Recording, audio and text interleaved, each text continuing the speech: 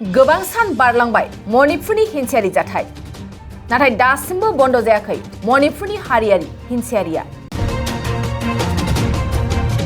बे हिंसायारियाव मा जादों मा जायाखै जाथायफ्रा सुबुंफोरनि नोजोरावनो दं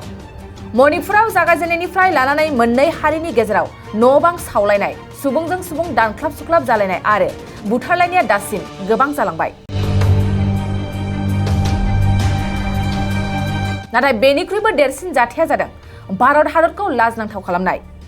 सानै आइजोखौ लांदां भिडिअ खालामनानै ससियेल मिडियायाव हगारनाय जाथाया सुबुं समाजखौ जोबोरै लाजनांथाव खालामदों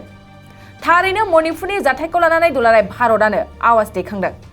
नाथाय बेनि गेजेरावनो सानहर मणिपुराव हिंसायारिनि अर थांनाय 48 घन्टानि गेजेराव मणिपुराव फिन आरोबाव गोदान जाथाया सोमजिदों मिथिनो मोननाय बादिब्ला दिनै गंसे फरायसालिजों लोगोसे गंजि न'-बांफोरखौ दुथांफ्रा सावनानै सिलिंखार खालामो ओरैहाय मणिपुरनि सरासानपुर जिल्लायाव रैखाथि हान्जा आरो दुथांफोरनि गेजेराव गुलि गावलायनाय जाथाया नुजाथिबावो बे गावलायनायाव सासे आइजोआ गोब्राब जोखोम जादों होननानै मिथिनो मोनदों पुलिसनि सुलुङा फोरमायनाय बादिब्ला हरनि समाव दुथांफ्रा रैखाथि हान्जानि सायाव गुलि गावो आरो बमाजों गाग्लोबदों मख'नो गोनांदि मणिपुराव सोलिबाय थानाय हिंसायारि जाथायाव दासिम 150निबो बांसिन सुबुंफ्रा जिउ गोमाबाय मणिपुरनि बे हिंसायारि जाथाया माब्ला जोबहैगोन आरो बबेनिफ्राय बबेसिम थांबावगोन बेखौ फैगौ समाजसो फोरमायगोन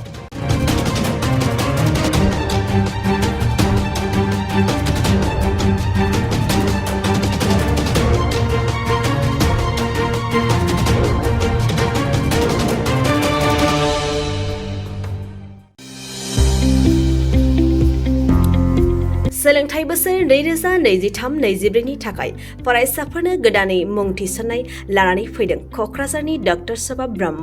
मिउजिक आरो फाइन आर्ट्स कलेजआ क'क्राझार सहरजों नांजाबनाय हाब्रुबारियाव थानाय बिटिआरनि गंसेल' डक्टर सभा ब्रह्म मिउजिक आरो फाइन आर्ट्स सरकारि कलेजआव दायो फरायसाफोरनि गोदानै मुं थिसननाया अनलाइननि गेजेरजों सोलिगासिनो फरायसाफोरा क'क्राझार मिउजिक एन्ड फाइन आर्ट्स.in वेबसाइटआव थांनानै मुंखौ थिसननो हागोन 12 थाखो उद्रिसारनाय फरायसाफोरा bachelor of fine arts bachelor of music आयदानि थाखाय मुं थिसननो हागोन बे सरकारि कलेजआव मोजां सोलोंथाइजों लोगोसेयैनो हौवासा हिन्जावसाफोरनि थाखाय आलादायै हस्टेलनि खाबुबो दं गोसो गोनां फरायसाफोरा क'क्राझारनि डक्टर सभा ब्रह्म मिउजिक आरो फाइन आर्ट्स सरकारि कलेजआव गोदानै मुं थिसन्नोब्ला नैबे मबाइल नम्बर 9085292451 आरो 93654912557 आव थोंजों सुलाद लानो हागोन